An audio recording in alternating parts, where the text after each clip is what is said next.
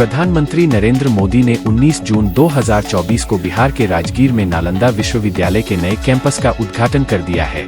प्रधानमंत्री मोदी ने उद्घाटन से पहले राजगीर में प्राचीन नालंदा के खंडहरों का दौरा किया। पूरी दुनिया में शिक्षा का प्रमुख केंद्र रहा नालंदा विश्वविद्यालय करीब 800 साल के बाद फिर से जीवंत हो उठा है। 17 देशों के सहयोग से भारत सरकार ने राजगीर के पास नालंदा विश्वविद्यालय का नया कैंपस बनाया, जिसका प्रधानमंत्री नरेंद्र मोदी ने बुधवार को लोकार्पण किया। इस दौरान विदेश मंत्री एस जयशंकर, बिहार के राज्यपाल राजेंद्र विश्वनाथ आर्लेकर, मुख्यमंत्री नीतीश कुमार और 17 देशों के राजदूत समेत अन्य कई मेहमान मौजूद रहे। नालंदा यूनिवर्सिटी का नया कैंपस कई मायनों में खास है। इसमें परंपरा को बनाए रखते हुए छात्र छात्राओं को अत्याधुनिक सुविधाएं दी गई है।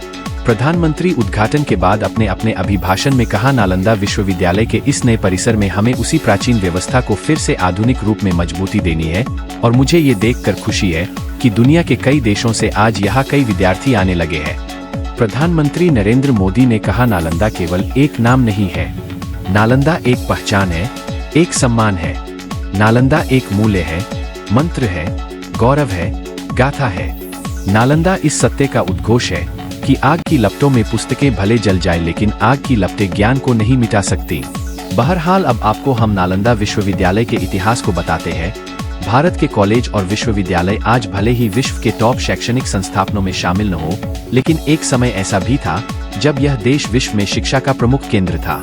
भारत में ही दुनिया का पहला आवासीय विश्वविद्यालय खुला था, जिसे हम नालंदा विश्वविद्यालय के नाम से जानते हैं। इस विश्वविद्यालय की स्थापना 450 ई में हुई थी।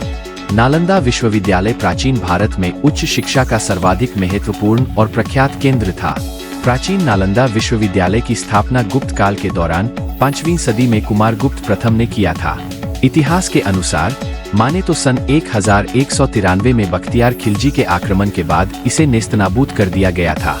कहा जाता है कि आक्रमण के दौरान यहाँ पर आग लगा दी गई। उस समय नालंदा विश्वविद्यालय के पुस्तकालय में इतनी किताबें थीं कि कई सप्ताह तक आग नहीं बुझ पाई, जिसका जिक्र प्रधानमंत्री मोदी ने आज किया। उन्होंने कहा, नालंदा केवल एक नाम नहीं है, नालंदा एक पहचान है, एक सम्मान है। नालंदा एक मूल्य है, मंत्र है, गौरव है, गाथा है। नालंदा इस सत्य का उद्घोष है कि आग की लपटों में पुस्तकें भले जल जाएं, लेकिन आग की लपटें ज्ञान को नहीं मिटा सकती। खैर, अब हम फिर आते हैं इतिहास के पन्नों दर्ज के कहानी में। मुगल आक्रांताओं के आक्रमण में यहाँ कार्य करने वाले कई धर्माचार्य और बौद्ध भिक्षुओं को भी मार डाला गया था। प्राचीन नालंदा विश्वविद्यालय का पूरा परिसर एक विशाल दीवार से घिरा हुआ था, जिसमें प्रवेश के लिए एक मुख्य द्वार था। उत्तर से दक्षिण की ओर मठों की कतार थी और उनके सामने अनेक भव्य स्तूप और मंदिर थे। मंदिरों में बुद्ध भगवान की सुंदर मूर्तियां स्थापित थीं, जो अब तक नष्ट हो चुकी थी।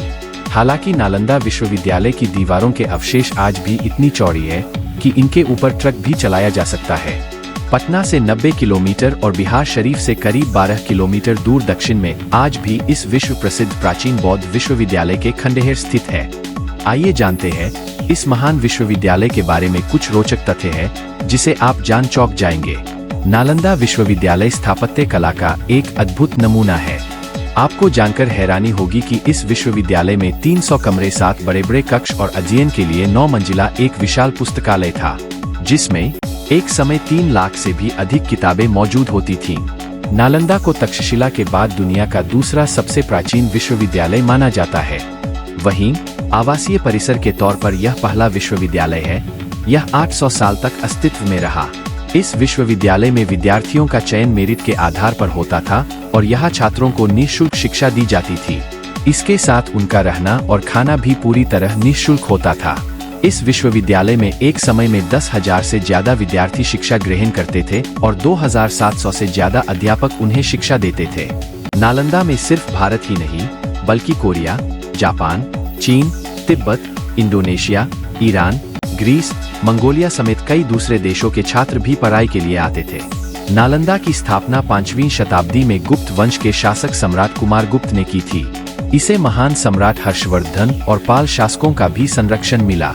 नालंदा में खुदाई के दौरान ऐसी कई मुद्राएं भी मिली है, जिससे इस बात की पुष्टि भी होती है।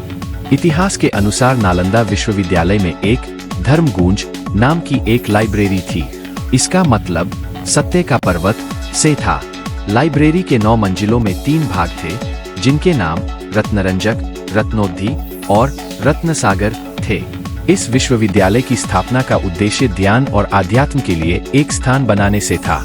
ऐसा भी कहा जाता है कि गौतम बुद्ध ने कई बार यहाँ की यात्रा की और यहाँ पर रुककर ध्यान लगाया।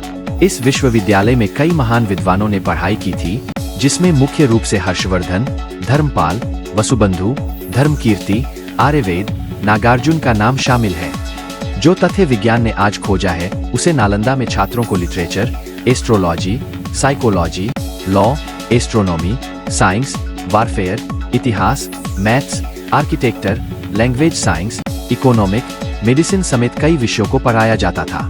खुदाई के दौरान यहाँ 1.5 लाख वर्ग फीट में नालंदा यूनिवर्सिटी के अवशेष मिले हैं। ऐसा माना जाता है कि ये सिर्फ यूनिवर्सिटी का 10% हिस्सा ही है।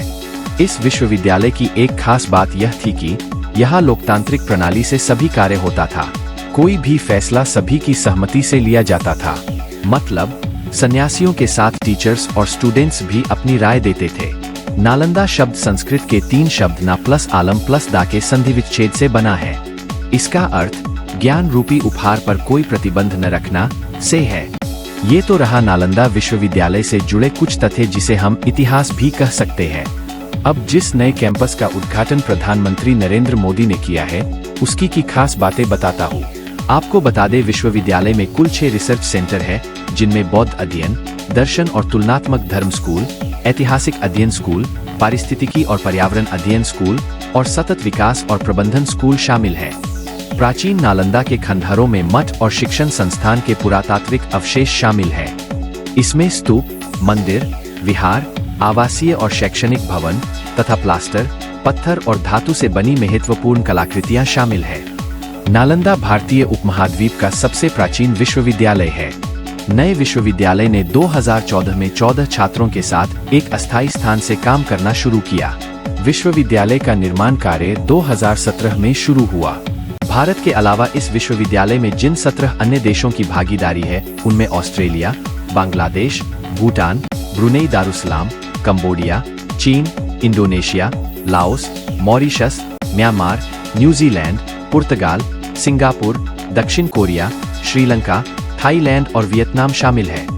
इन देशों ने विश्वविद्यालय के समर्थन में समझौता ज्ञापनों पर हस्ताक्षर किए हैं।